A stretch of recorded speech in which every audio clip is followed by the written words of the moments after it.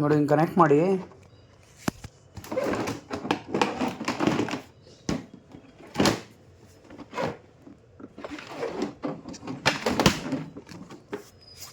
Connect ಮಾಡಿ.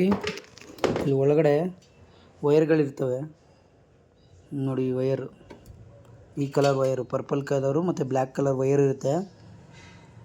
ಈ ವೈರ್ನ ಬಿಚ್ಚಬೇಕು. ನೋಡಿ ಈ ವೈರ್ ಇದೆಯಲ್ಲ, ಇದು ಪರ್ಪಲ್ಲು ಮತ್ತು ಬ್ಲ್ಯಾಕು ಎರಡೆರಡು ವೈರ್ ಇದೆ ನೋಡಿ.